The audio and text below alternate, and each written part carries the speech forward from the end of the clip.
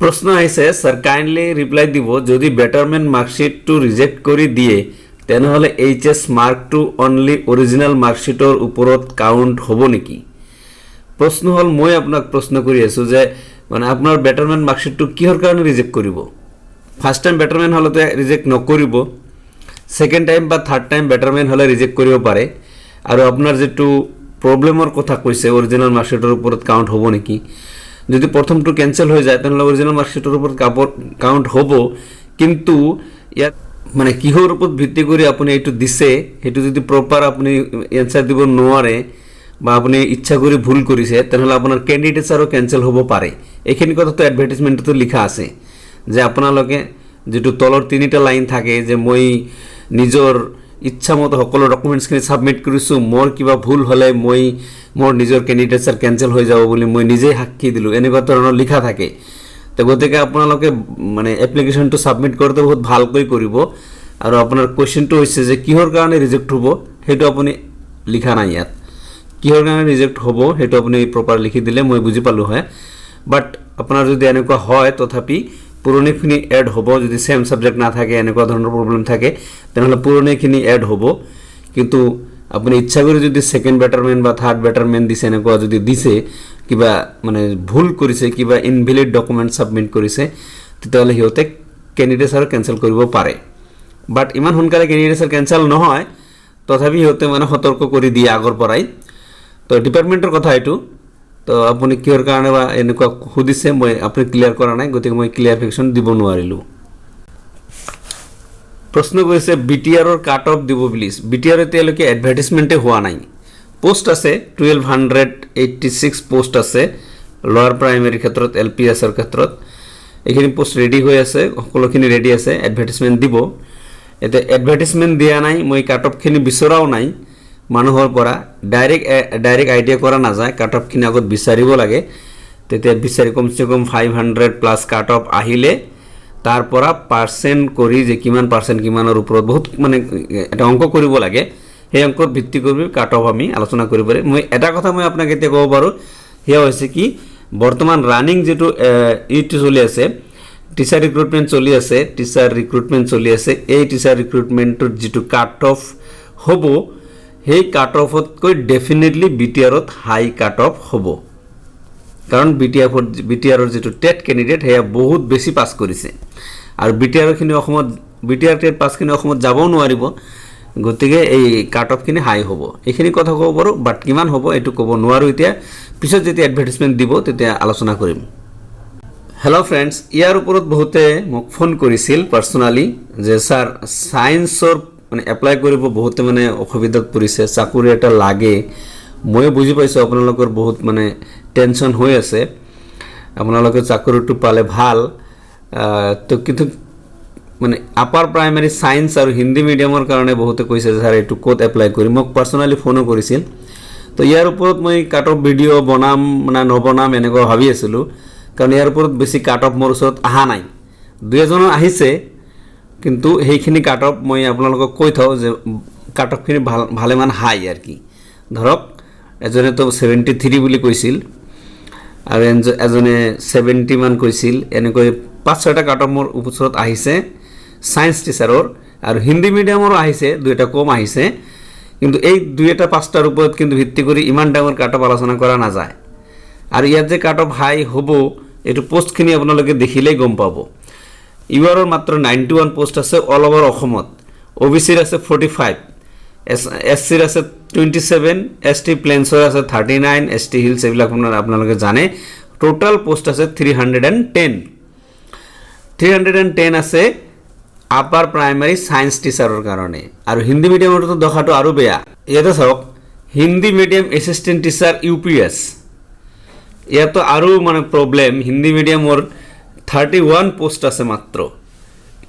এইখিনি 31 অসমৰ ভিতৰত 31 জন টেটতেই 110 প্লাস পাইছে চাগে, গোটেইখিনি মোৰ ওচৰত কাট অফ অহা নাই। তো যিখিনি আহিছে সেইখিনিৰ পৰা আপুনি কাট অফ কেনেকৈ ইয়াতে আলোচনা কৰিব পাৰিব। তথাপি আপোনালোক 4-5 জনে মোক ৰিকুৱেষ্ট কৰিছে, জানো যে আপোনালোকে মই ভিডিঅ'বিলাক ৰেগুলাৰ চাই থাকে, মই ট্ৰাই কৰিম সেই 5-7 জনৰ ভিতৰত, কিন্তু কাট অফটো অকণমান উচ্চ নিচ হ'ব পাৰে। তথাপি আপোনালোকৰ এটা আইডিয়া হ'ব, একজেক্ট নিমিলিব পাৰে, একজেক্টটো মিলাটো সম্ভৱ নহ'ব। মই তথাপি ক'বলৈ চেষ্টা কৰিম। প্ৰথমে হিন্দী মিডিয়ামটো কৰি আছোঁ, চাওক। Hindi medium assistant teacher upper primary schools, ইউআৰৰ পোষ্ট আছে অল ডিষ্ট্ৰিক্টছ মিলাই পেলাই 13জন মানুহে চাকৰি পাব। এতিয়া সেই 13জন অসমৰ ভিতৰত আটাইতকৈ বেছি নম্বৰ পোৱা 13জনেই হ'ব ইউআৰ। তিনিচুকীয়া বাদেই, তিনিচুকীয়াত 4টা পোষ্ট আছে, তিনিচুকীয়াত বাদে বাকী আদাৰ ডিষ্ট্ৰিক্টছত 1টা আৰু 2টাকৈ পোষ্ট আছে। তাৰমানে যিজনৰ মাৰ্ক হায়েষ্ট সি পাব, আৰু সেই মানুহজনেতো মোক ফোন কৰাও নাই, মেছেজো কৰা নাই চাগে। গতিকে এইটো কাট অফটো নিৰ্ণয় কৰাটো মোৰ পক্ষত বহুত টাফ হৈ গৈছে। তো যিকেইজন কৰিছে এই 13জনৰ ভিত্তিত যদি মই কাট অফ আলোচনা কৰোঁ, তথাপি ইউআৰৰ 65ৰ তলত অহাৰ সম্ভাৱনা নাই। সেইবুলি তলৰখিনি নিৰাশ নহ'ব, কাৰণ এইখিনি মই আগতে কৈছোঁ যে এইখিনি কাট অফটো আলোচনা কৰাটো বিৰাট টান, সেইকাৰণে মই কৰাও নাছিলোঁ। বাট আপোনালোকে ফোন কৰি আছিল, মই ভাবিলোঁ যে এটা ভিডিঅ'ত আলোচনা কৰি দিওঁ। তো 65ৰ তলত অহাৰ সম্ভাৱনা একেবাৰেই নাই। তথাপি আহিবও পাৰে, কোনটো ডিষ্ট্ৰিক্টত কিমান হয়, হয়তো কোনো এটা ডিষ্ট্ৰিক্টত হাই যাব, কোনো এটা ডিষ্ট্ৰিক্টত ল' যাব, কোনোবাই এপ্লাই নকৰিব পাৰে। তো সেইকাৰণে এই 13 হৈছে অল অভাৰ অসমত, যিটো এটা ডিষ্ট্ৰিক্টত হ'লে মানে বহুত ভাল আছিল, সেইটো হৈছে অসম বেচিছ। গতিকে ধৰি লওক এইটো 65ৰ তলত অহাৰ সম্ভাৱনা খুব কম। OBC অসমত আছে 8 পোষ্ট, তাৰপিছত তিনিচুকীয়াত 3টা বাদে বাকী সকলো ডিষ্ট্ৰিক্টত এটাকৈ পোষ্ট আছে। তো ইয়াতো 65, 64 এনেকুৱাই থাকিব, বেছিও থাকিব পাৰে, আকৌ কমো থাকিব পাৰে। তথাপি এটা আইডিয়া মানি চলক যে 64ৰ তলত অহাৰ সম্ভাৱনা নাই। আৰু এইবিলাক চাওক, SC পোষ্ট আছে 5টা মাত্ৰ, ST প্লেন্স আছে 1টা, ST হিলছ আছে 1টা, PWD এটা যিবিলাক আছে সেইবিলাক আলোচনা কৰা নাযাব, কাৰণ যিজনৰ হায়েষ্ট তেওঁ পাব। আৰু হায়েষ্টটো কিমান হ'ব পাৰে, হায়েষ্টটো বহুত হ'ব পাৰে, আকৌ কমো হ'ব পাৰে। SCৰ 5টা আছে, SC ধৰি লওক ইয়াতো এটা ডিষ্ট্ৰিক্টতে আছে, তথাপি কাট অফ ধৰা নাযাব। 64 যদিও কৈছোঁ, এইটো বাঢ়িবও পাৰে, আকৌ কম হ'ব পাৰে, যদি কোনোবা ডিষ্ট্ৰিক্টত কোনেও এপ্লাই কৰা নাই, যিজনে কম কৰিছে তেওঁ পাব। তো ইয়াত এনেকুৱা পোষ্ট থাকিলে কাট অফ আলোচনা কৰা নাযাব, কাৰো কাট অফ ইয়াত নিমিলিব। তো গতিকে ধৰি লওক ইয়াতো 64 এবভ থাকিব। আপাৰ প্ৰাইমেৰী ছায়েন্স টিচাৰৰ চাওক 91 পোষ্ট আছে অভাৰঅল অসমত, আৰু এইটো এছামিছ মিডিয়াম, গতিকে ইয়াত কেণ্ডিডেটো বেছি হ'ব। হিন্দী মিডিয়াম ধৰক কেণ্ডিডেট কম হ'ব, বাট এইটো এছামিছ মিডিয়ামততো বহুত কেণ্ডিডেট হ'ব। ইয়াতে কামৰূপ ৰুৰেল, লখিমপুৰ আৰু ডিব্ৰুগড় আৰু ধুবুৰী, এই 4টা জিলা, 4টাৰ ভিতৰত ওপৰত 3টা জিলাত খালি ডবল ডিজিটৰ পোষ্ট আছে, বাকীখিনি ছিংগল ডিজিটৰ পোষ্ট। তো ইয়াত কিমান কাট অফ হ'ব পাৰে? ডেফিনেটলি এটা হাই কাট অফ হ'বলৈ গৈ আছে, কিন্তু কিমান কাট অফ হাই হ'ব সেয়াও কোৱা সম্ভৱ, মানে বহুত মুস্কিল হৈ গৈছে, কাৰণ মোৰ ওচৰত ইমান কাট অফ অহা নাই। এইটোৰ ওপৰত মই আগতে কৈছিলোঁ, যিকেইজনে কৈছে সেইকেইজনেও হাই কৈছে, 70+ মানে ধৰি লওক কৰিছে। তেওঁলোকে টেটতে পাইছে 110+। তো 110+ কেণ্ডিডেট যিবিলাক টেটত পাইছে, টেটৰ ওপৰত বেচিছ কৰি মাৰ্কটো এড হৈ আছে। তো গতিকে ইয়াতে মিনিমাম কাট অফ ধৰি লওক 64 পইণ্ট ছামথিং আহে, মোৰ যিটো আহিছে 5-6টা কাট অফ তাৰ ওপৰত পাৰ্চেণ্ট কৰি, আৰু 65 এইটো মিনিমাম, দুয়োটাই মিনিমাম। মেক্সিমাম কিমান হ'ব পাৰে সেইটো ডাঙৰ কথা, মানে পিছৰ কথা। আৰু মিনিমাম ইয়াতকৈ কম হ'বও পাৰে, আপোনালোকে নিৰাশ নহ'ব, যিবিলাকৰ কম আছে হ'বও পাৰে, কাৰণ এই 91 মোটামুটি এটা পোষ্ট আছে। ছায়েন্স টিচাৰ মানে ছায়েন্স কেণ্ডিডেটবিলাকো কম থাকে না। ইয়াতে চাওক OBC আছে টোটাল অসমত 45, OBC কেণ্ডিডেট কিন্তু বহুত আছে, মষ্ট প্ৰবলি ইউআৰৰ সমানে আছে। ধুবুৰীত মানে অনলি ধুবুৰীত আছে ডাবল ডিজিটৰ পোষ্ট, আৰু বাকী আদাৰ্ছ ডিষ্ট্ৰিক্টত 3-4টা, আৰু দক্ষিণ হালমাৰা আছে 6টা পোষ্ট। তো ইয়াতেও যিকেইটা 5-6টা কাট অফ মোৰ ওচৰত আহিছে, বেছি কাট অফ অহা নাই মোৰ ওচৰত, আগতে আহিছিল, মই পিছত আলোচনা কৰিম বুলি ভাবিছিলোঁ, কাৰণ বহুত টাফ এইটো কামটো। তথাপি আপোনালোকে ৰিকুৱেষ্টত মই কৰিবলৈ চেষ্টা কৰিছোঁ, এইটো হয়তো নিমিলিব পাৰে। সেইটো মিনিমাম ধৰি লওক আপোনালোকে 62.5, এইটো মিনিমাম 63, মেক্সিমাম কিমান হয় এইটো পিছত দেখা যাব। কোনটো ডিষ্ট্ৰিক্টত হয়তো কম হ'ব পাৰে, কোনোবা এটা ডিষ্ট্ৰিক্টত হয়তো 62 আহিব পাৰে, 62 বা 63। বাকী অহাৰ সম্ভাৱনা খুব কমেই আছে, কাৰণ চি টেটৰ কেণ্ডিডেটবিলাকে 110ও পাইছে, 105ও পাইছে টেটত।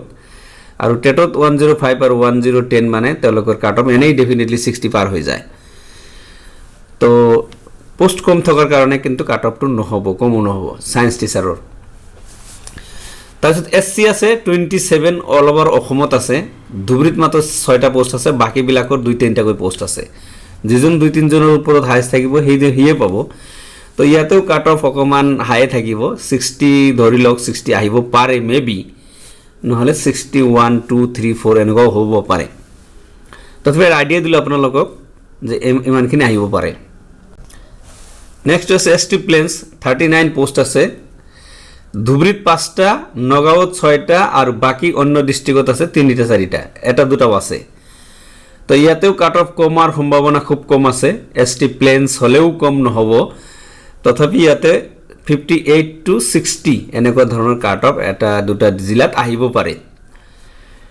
ইয়াতো কম হোৱাৰ সম্ভাৱনা নাই কাৰণ ইয়াতেও আপোনালোকে জানে ইয়াতে বিএডও এটা এফেক্ট কৰিব কাৰণ ইয়াতে বিএড এলাও আছে কাৰণ বিএডত বহুত পাৰ্সেন্ট থকা মানুহ আছে আৰু বেসিক্যালি টেটৰ ওপৰতেই হ'ব তো টেট খিনিও এটা ইয়াতে মানে বহুত কাট অফ হোৱাৰ কাৰণে আৰু অৰিহণা যোগাব টেটেও নেক্সট আছে এসটি হিলস 42 পোষ্ট আছে অসমত ধুবুৰীত অকলে আছে 5 পোষ্ট বাকিখিনি 3 4 2 এনেকুৱা পোষ্ট আছে তো ইয়াতেও এসটি হিলস হিচাপে কাট অফ বহুত কম আহিব লাগিছিল 52 53 এনেকুৱা আহিব লাগিছিল বাট নাহিব ইয়াত কাৰণ পোষ্ট বহুত কম আছে 100 পোষ্ট থাকিলেও আহিব পাৰিলে হয় কিন্তু 42 মানে অসমৰ ভিতৰত 42 জন মানুহৰ চাকৰি পাব আৰু সেই নিশ্চয় 42 জনৰ কিন্তু ভালে মাৰ্ক থাকিব তো গতিকে ইয়াতো 56 to 58 মিনিমাম আহিব পাৰে ম্যাক্সিমাম টু মই নকলো আপোনালোকে ভাবি লওক তো এইখিনি আছিল মোটামুটি আপোনালোকে মানে